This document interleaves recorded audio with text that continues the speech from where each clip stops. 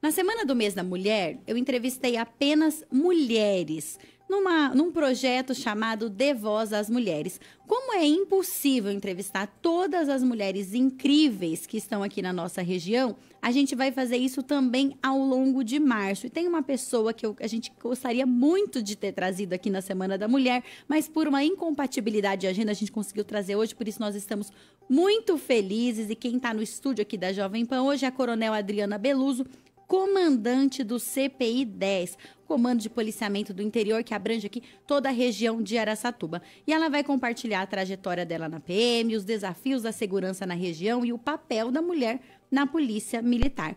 Muito bom dia, Coronel Adriana. Muito obrigada pela senhora estar aqui hoje. Muito bom dia a todos. Eu que agradeço a oportunidade de estar aqui mais uma vez, né, nessa rádio que eu tenho muita consideração, né, e acho que os ouvintes aqui também, sempre antenados aqui junto à Jovem Pan. Coronel, conta um pouco pra gente a sua trajetória na polícia. Como começou, assim? Qual foi a sua motivação? Foi uma inspiração familiar? Sim, meu pai é um veterano da Polícia Militar, né? É um tenente da reserva e sempre tive muito orgulho, né? Mesmo na escola, quando alguém perguntava o que o papai faz, o meu pai é sargento da Polícia Militar, era o meu orgulho, né? Participar e sempre crescer ali dentro do quartel, né? Acompanhava ele nos eventos, então sempre gostei dessa área militar. E também fui escoteira, né? Sou escoteira, né? Uma vez escoteira, sempre escoteira, né? Minhas filhas também são escoteiras e eu conheci meu esposo lá, né, o Coronel Beluso, né, a gente começou a namorar aos 14 anos dentro do escoteiro, e quando a gente chegou na fase dos vestibulares, eu queria medicina, ele queria odonto, mas meu pai sugeriu, né, a academia, e fomos ver o que era, né, mais de perto, e gostamos, né, do formato, e quisemos tentar a carreira. Deu certo, fomos para lá, né, e estamos aqui há 32 anos na Polícia Militar. E não é fácil, né? Muita gente olha, fala, essa escolha, não, ser policial, fazer ali a academia, não é fácil passar, não é fácil concluir o curso, é bastante puxado, né? A gente vinha de um ritmo de estudo, né, do colegial todo, né? A gente estudava no ângulo ali e se dedicava realmente, porque os vestibulares que a gente queria, né, odonto, medicina, eram muito concorridos, né? E acabou que deu certo, que deu para aproveitar todo esse conhecimento, essa dedicação para o Barro Branco, né, que também era muito concorrida na época. E a senhora é daqui de Araçatuba? Sou nascida e criada aqui, né? Meus pais moram ainda onde eu nasci ali, né? Ali perto do Genésio de Assis. Então, eu sou cria aqui de Araçatuba mesmo.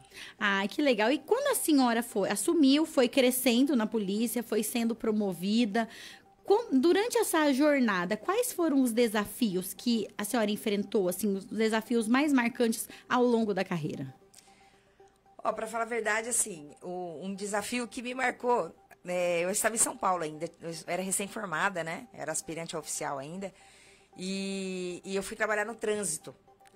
E assim, até uma ocorrência simples, mas gravíssima, né? E me marcou porque, né? Eu era comandante da região Zona Norte e Zona Leste de São Paulo ali, do policiamento, e infelizmente muitos acidentes de trânsito, né, aconteciam, ocorrem ainda. E eu fui para o atendimento de uma ocorrência em que tinha 2 vítimas fatal local, que a gente fala, né?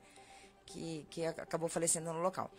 E lá eu me deparei com 2 jovens, né? Eram 2 jovens, né? Com uma moto daquelas altas, né? Na época XL, aquelas motos grandes, né? E com 2 tênis, né? Aqueles tênis tipo um Nike, bem grande, né? Tava do lado dos corpos ali. E eu tava ali, não estava acostumada ainda com tanta tragédia, né, como diz. Eu acho que a gente nunca se acostuma, né? Mas aí chegou a mãe desses 2 jovens.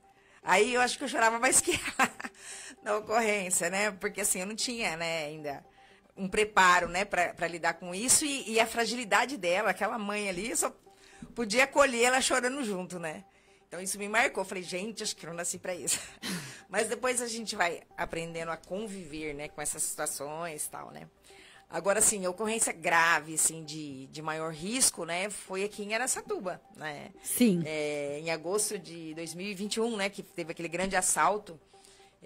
Até então a gente nunca tinha visto, mesmo na Polícia Militar, né? Nessa época a senhora ainda não era comandante do CPI? Eu era comandante do batalhão operacional, do 2º entendi. BPMI. Eu comandava a região de Araçatuba, mas os 31 municípios só que da região da cidade, né? Hoje eu comando o CPI 10, que abarca também o BAEP, né? O 28º BPMI, que é sediado em Andradina, né?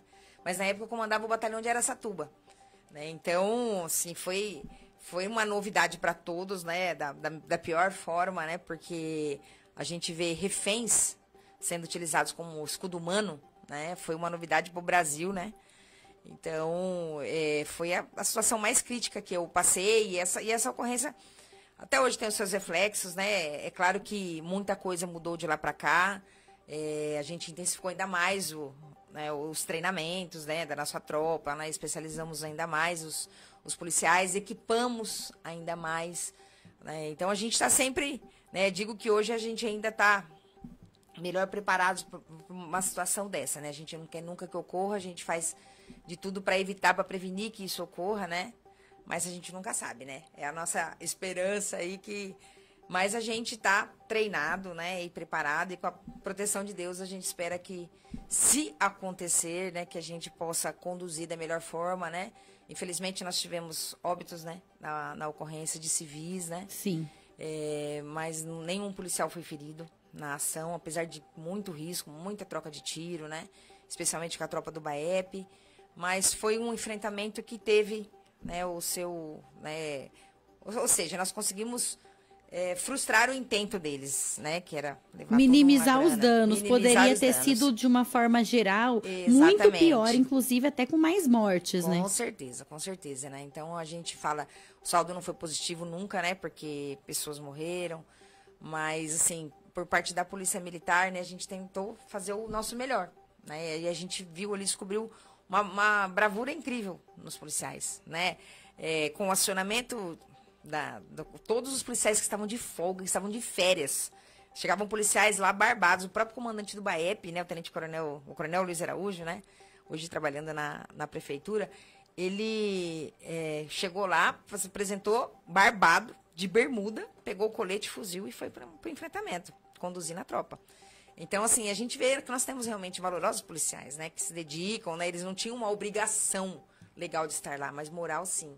E esse exemplo da liderança, ele é muito estimulador também, estimula muito, né, toda uma equipe. Então, quando você observa que o líder tá ali estando junto realmente, vestindo a camisa, no caso de vocês, o colete, é totalmente diferente falar, não, a gente tá em risco, mas todo mundo tá ali nesse mesmo barco, todo o comando, né? toda a liderança foi pro quartel também, né, assim como os policiais, né, eu fiquei junto com os policiais ajudando a conter, né, a população que queria ir para o centro e a gente sabia que estava cheio de explosivos lá.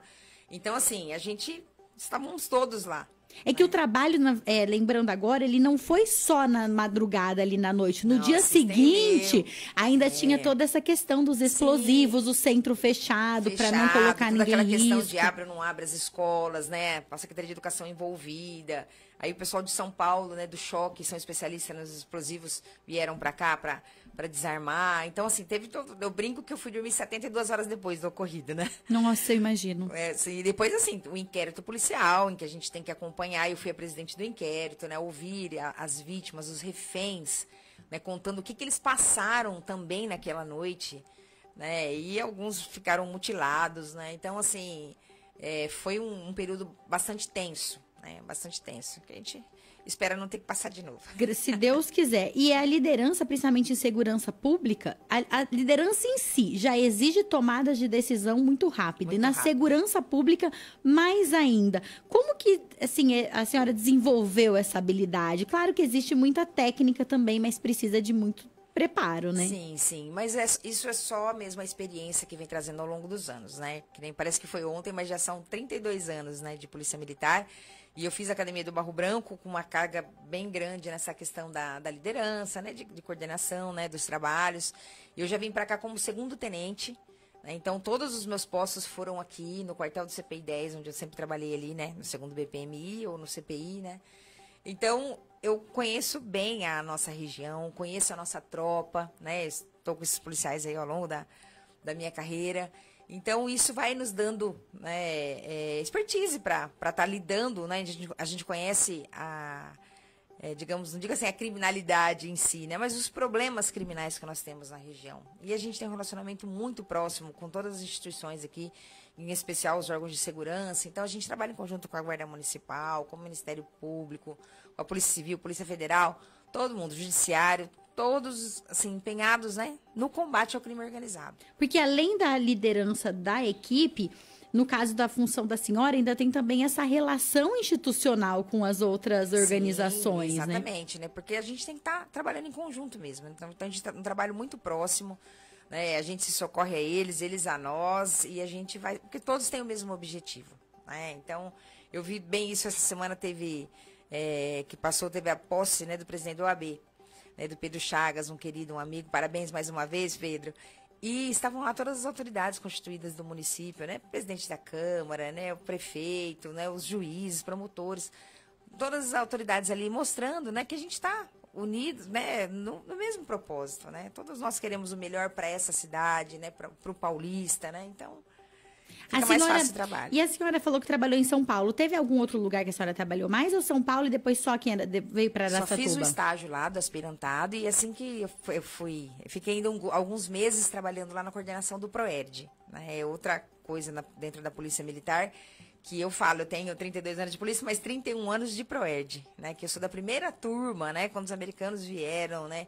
O pessoal do Rio de Janeiro, para formar os policiais militares do Barro Branco, né? Que foi o embrião do PROERD, né, no estado de São Paulo. Para quem está ouvindo a gente, explica rapidamente o que é o PROERD. O PROERD é o Programa Educacional de Resistência às Drogas e Violência. É um programa onde o policial militar vai nas escolas, né, para passar lições, né, de prevenção ao uso de drogas e à violência. Esse programa, o currículo-chefe, né, é para o 5º ano, né, ao longo, então, de um semestre ali, os policiais vão para a escola uma vez por semana, ter um contato com as crianças, passando uma lição com cada tema diferente a cada semana. E ao final eles têm uma formatura, onde eles se comprometem a ficar longe das drogas. Ah, é muito legal esse projeto mesmo. Sim. Ao longo da minha carreira como jornalista, eu também pude acompanhar muito esse trabalho da Polícia Militar e realmente ele é muito legal. E aproveitando essa deixa desse gancho do PROERD, do combate às drogas, hoje, o principal desafio da segurança pública na região de Araçatuba é o combate às drogas, ao tráfico? Acaba sendo, né? Porque o tráfico de drogas, ele permeia praticamente todos os outros crimes. Então, a gente tem o furto, roubo de veículos, a gente tem furtos de celulares. Todos esses crimes, eles acabam sendo levados por conta da droga, porque os bandidos aí, né? Os criminosos, eles acabam perpetuando outros crimes para, às vezes, se manter no vício, para se manter no inclusive tráfico. Homicídios, né? Sim, exatamente, né? Aqui na nossa região, os homicídios que têm ocorrido, né, que ocorrem em sua maior parte, são ligados ao tráfico de drogas. Então, às vezes, é um próprio acerto, né, entre aí os marginais, né, que estão sempre nessa lida. Então, a gente tem uma atenção muito especial, tem um trabalho muito forte de inteligência que é feito diariamente, né, para a gente estar tentando minimizar, né, essa questão aí. Mas eu posso dizer, sim, que o problema da segurança pública, né, no geral, né, tem que ser esse combate ao crime organizado, que um dos seus principais, né, e é o tráfico de armas, o tráfico de drogas, né, principalmente. Nos últimos anos, a gente vê que a tecnologia tem sido cada vez mais utilizada no combate ao crime. A Polícia Militar tem usado esse trabalho também para ajudar nas investigações, na prevenção e até na resolução de alguns crimes que cabe à Polícia Militar? Eu costumo dizer que ainda bem que tenha toda uma inteligência aí por trás, né? A tecnologia é o que faz tudo, porque hoje, para você ter uma ideia, a gente trabalha até com um número menor de policiais militares. A Polícia Militar já chegou a quase 100 mil homens e mulheres, né? No estado. E hoje, esse número, até por conta da pandemia, a gente ficou um período sem conseguir formar policiais, e a aposentadoria continua acontecendo, né? O turnover que a gente fala continua acontecendo. E a gente não estava dando conta de formar tantos policiais como a gente precisava. Mas a gente tem à nossa disposição todo um esquema né, que envolve a tecnologia, que nos ajuda, né? Então, que nem o programa Muralha Paulista, por exemplo, né, onde tem câmeras nas rodovias, né, nos municípios, a gente faz muita parceria com os municípios, com os prefeitos, né, para a gente estar colocando o maior número de câmeras. Isso auxilia muito, porque às vezes um carro é é roubado, furtado aqui na nossa cidade, a gente consegue acompanhar, olha, ele passou em tal lugar, passou em tal rodovia, e aí ele é abordado mais à frente por policiais, né, da infantaria, policiais militares da rodoviária. Então, isso otimiza muito o nosso trabalho. Então, a gente consegue fazer mais com menos, né, em termos de efetivo. As cidades que têm a tal cerca eletrônica ali, então isso colabora bastante com o trabalho da polícia. Bastante, né? E os prefeitos, esses que assumiram também, agora têm nos procurado, eles querem investir nessa parte, né? Porque é o ganha-ganha, né? O munícipe tá sendo diretamente atendido, né? Porque aumenta a sensação de segurança realmente, né? Então, esses municípios que a gente percebe esse investimento, né? A gente tem realmente resultados fantásticos, né? Coronel, outro desafio que eu imagino que a Polícia Militar tem que enfrentar é a questão da violência doméstica. A gente estava falando aí dos homicídios, que a maioria deles são por causa da droga, e a gente ainda vê, infelizmente, muita morte de mulheres que são mortas pelos seus companheiros ou ex-companheiros. Né? Isso, e é um desafio mesmo, né? Porque tem uma briga, a polícia é chamada, a polícia vai lá e a pessoa depois retira a ocorrência ou fica com medo. Existe alguma abordagem hoje em dia, alguma atualização assim desse protocolo, esse cuidado no atendimento às vítimas de violência doméstica? Sim, a gente sempre teve essa preocupação, né? Desde o episódio, né, o advento da Lei Maria da Penha. Então, assim, a Polícia Militar, né, as polícias, né, como um todo, a gente tem dado uma atenção especial, né? As delegacias aí, que nós temos aí 24 horas, né, agora abriu a DDM 24 horas ali na Cucide Almeida, aqui em Araçatuba. Foi inaugurada no dia 8 de março, se eu não me engano. E agora ela funciona 24 horas.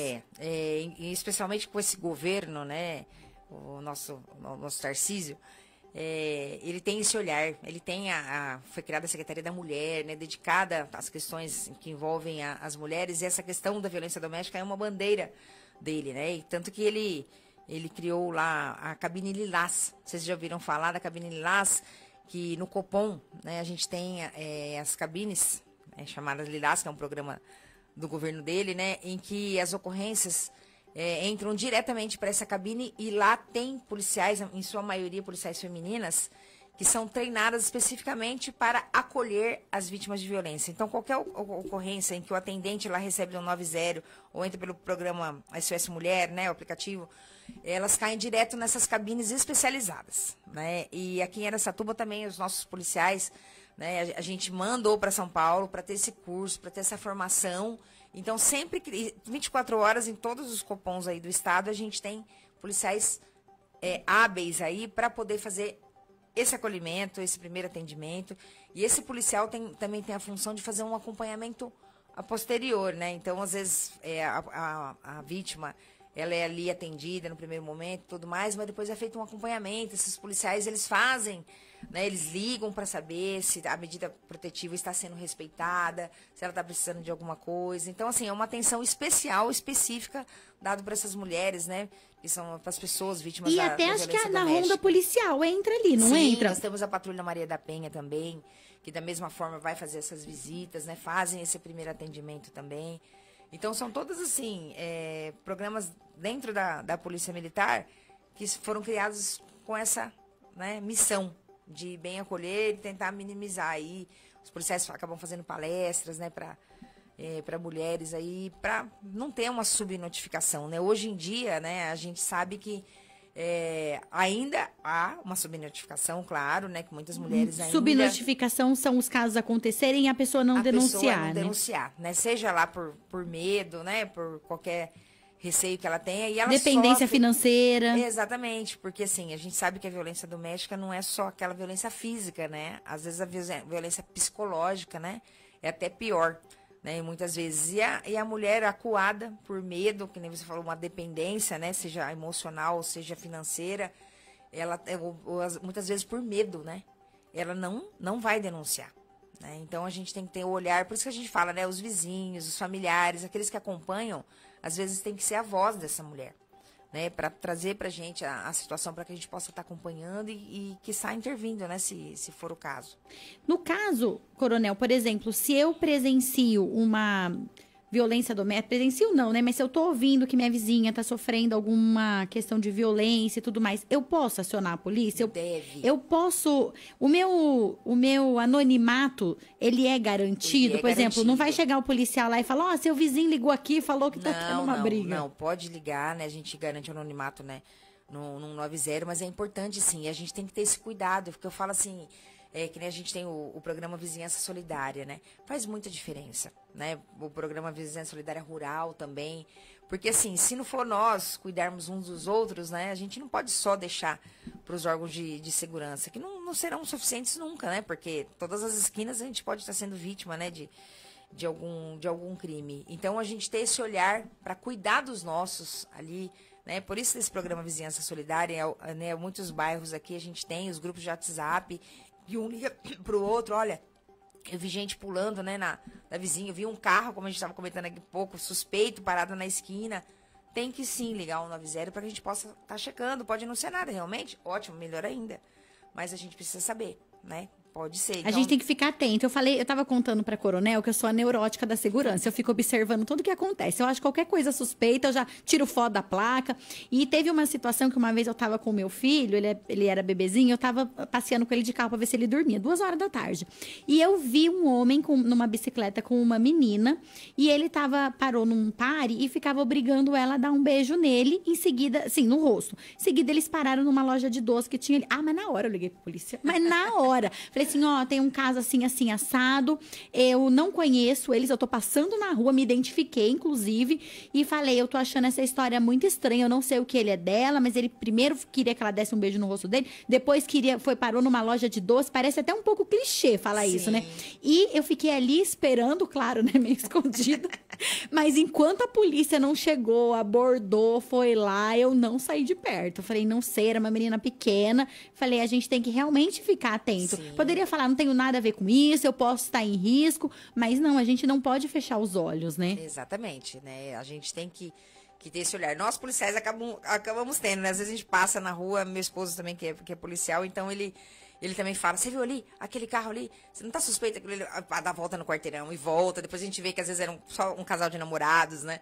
Mas ele fala, não, ele podia estar com uma faca ali, né? Podia estar constrangendo a menina. Então a gente tem mesmo essa preocupação. Sim. Né? Quando a gente fala nessa preocupação com mulher, a gente sabe que a Polícia Militar é uma instituição que respeita muito a disciplina, a hierarquia, mas é também historicamente um ambiente masculino. Sim. Nessa sua trajetória, sempre foi muito tranquila? Ou teve algum outro ali, situação de preconceito, discriminação, que mesmo velado a senhora falou, isso aqui só tá acontecendo porque eu sou mulher? Ó, é que talvez porque eu praticamente minha carreira toda fui aqui, né? Tive muita sorte.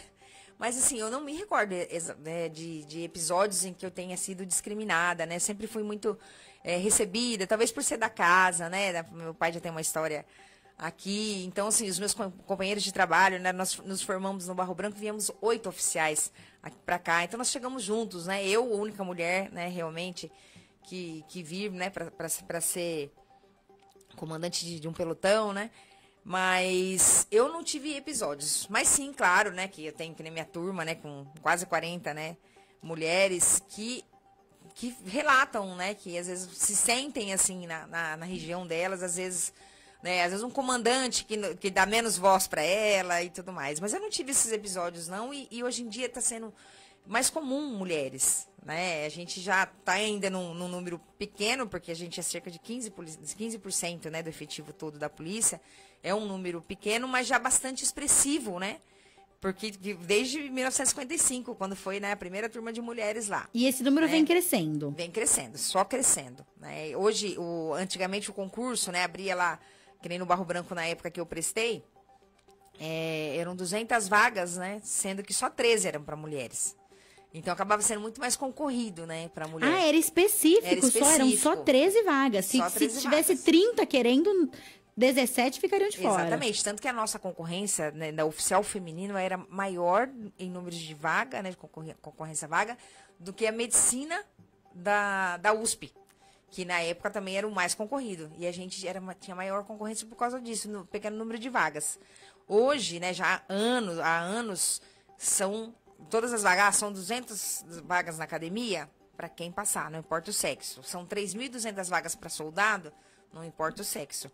Ainda hoje, menos mulheres entram, né? A gente ainda até tinha um pouco de preocupação e falava assim, já pensou? Vai entrar 50% de mulheres.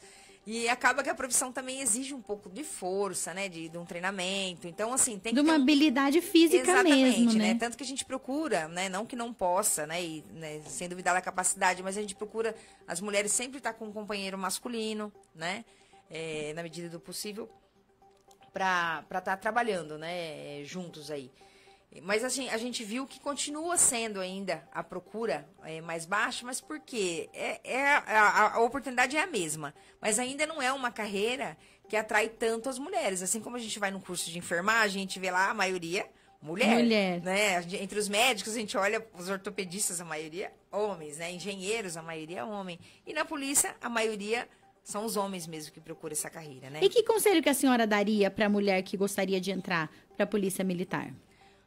Não desista, né? Persista, a gente sabe que é um concurso bastante concorrido, né? Exige que se estude bastante, né? Principalmente para a primeira fase, que é a fase escrita, e depois também tem as demais fases. Então tem a fase física, né? Do teste de aptidão física, que é bastante puxado também, né? E ainda mais recentemente acrescentaram a prova, né, da barra, né? Que a candidata tem que se pendurar na barra lá e ficar segurando. Não é uma coisa que é tão comum para as mulheres. A gente não treina os músculos especificamente para isso. Então, assim, aquela que quer ingressar na carreira é uma carreira linda, gratificante, que eu falo que é uma missão de vida, mas tem que gostar. Não pode entrar na polícia pensando num emprego. Ou no poder, no dinheiro, estabilidade. Não, tem que realmente gostar. Porque você vai lidar com pessoas, você vai correr risco por pessoas, né? Então, assim, você tem que ter mesmo esse pendor, né? Mas se você tem essa vontade, persista, né? É difícil para homem, para mulher, em todas as profissões, né? Mas a gente tem que ir atrás do sonho, né? Então, estude bastante, treine fisicamente, porque a prova também não é tão fácil assim, né? Consegue chegar lá todo mundo. Eu também tive que treinar e consegui. Eu falo, a prova é para todos, né? Então, e depois tem as outras fases também da saúde, né? Psicológico, que também é uma fase que acaba reprovando bastante, né? Mas ainda assim a gente acaba, mesmo com uma seleção rigorosa nesse sentido, né? Do psicológico, a gente ainda vê, às vezes, o desvio de condutas, né? Que acontecem por aí. Mas a gente tenta, pelo menos, fazer uma peneira bem forte aí para poder tá selecionando aí as pessoas que têm mais o perfil, né? Coronel, e uma última pergunta, porque infelizmente o nosso tempo está acabando, eu também não posso tomar tanto assim o tempo dela, mas eu ficaria aqui, eu confesso, a manhã inteira, mas a semana também. A manhã inteira conversando com ela. Quando eu não quero ficar até 10 da noite, né, Jonathan? Eu quero ficar até a semana inteira. Hoje, a senhora falou que tem 32 anos na polícia. É mais fácil ser policial hoje ou era mais fácil 30 anos atrás? Com certeza, hoje, né, para o policial militar estar trabalhando, é mais difícil justamente porque, assim, os valores vão mudando bastante, né? Na época do meu pai, ele falava assim, não, a gente chegava com a barca, né, com a viatura grande lá, chegava, o pessoal já todo mundo com mão na parede, tudo pianinho, que nem a gente fala, né, e tal, com respeito, nem olhava na cara do policial, né? Ali com aquele temor até, digamos, né? E hoje não, hoje o policial, para abordar, muitos, assim, enfrentam, tanto que a gente fala, né, do confronto policial, uma opção, né, do bandido, sempre do bandido. A gente não tá ali, a gente sai para trabalhar pensando em ir atrás de alguém e acabar num o policial também quer ter um dia tranquilo de trabalho, né? O policial também quer fazer o serviço e voltar para casa, para a família dele, né? Essa é a intenção de todos nós. Mas hoje há um enfrentamento, né, que não era visto antigamente, né? Hoje os bandidos estão fortemente armados, muitas vezes até melhor do que a polícia, né? Como no enfrentamento que nós tivemos aqui, né? Eles vieram com .50, que é um armamento que nem é permitido na polícia militar, né? Então, a gente fica em condições desiguais, digamos assim. Mas por isso que hoje, né, eu acho que falta... E isso não é só na polícia, né? Porque a gente sente até dentro de casa, né? Hoje eu vejo minhas filhas, né? Tem duas moças lindas lá, né? Uma de 20, uma de 18 anos, que, né, às vezes elas dão uma resposta atravessada que jamais eu falaria pra minha mãe na minha época, senão eu ia ter o corretivo necessário ali. E hoje a gente não pode relar a mão, né? Então, assim, mudou bastante, né? Mas a gente vai se adequando, vai se adaptando, né? Continuamos a fazer o nosso serviço, mesmo com maior dificuldade aí, como você perguntou. Tem o olhar feminino? Sempre tem. Sempre tem, Sempre né? tem, né? Que Assim nem a como os pessoa- homens têm a força como diferencial, o olhar feminino de ver o todo, de ver uma questão mais humana, até no caso da liderança da equipe, também Sim, acontece. Sim, eu fui, né? Sou a primeira comandante, tanto do 2º Batalhão e agora do CPI. Né? E o pessoal fala, né, que percebe isso, né? Um comando mais humanizado, porque eu acho que é próprio da mulher isso também, né? Não, isso não quer dizer que a gente tem menos energia, né? Tem menos força, menos comandamento, não. Né? Talvez a forma de tratar, né? Sim. É diferenciada. Né? Mas tem dado certo. O pessoal tem gostado. Eu tenho, assim, eu falo que fica fácil comandar aqui a nossa região, porque a tropa é muito boa, os policiais são muito dedicados, comprometidos. Então eu falo, fica leve pra mim. Com a equipe que eu tenho, só pode ser sucesso, não tem jeito. Né? Ai, que legal, Coronel. Muito obrigada por ter vindo aqui, por ter conversado com a gente, como uma figura, realmente uma pessoa, uma profissional inspiradora para as mulheres, numa função de comando tão importante, porque muitas vezes as pessoas não têm noção do que é ser comandante do CPI 10. É uma posição muito importante dentro do estado de São Paulo. Sim. E a gente realmente tem que olhar para essas mulheres que chegaram longe para a gente se inspirar. Muito obrigada novamente. Eu que agradeço, foi um prazer estar aqui, viu, Suelen, JJ, que a gente possa estar muitas vezes juntos. Espero vocês para um café lá no quartel.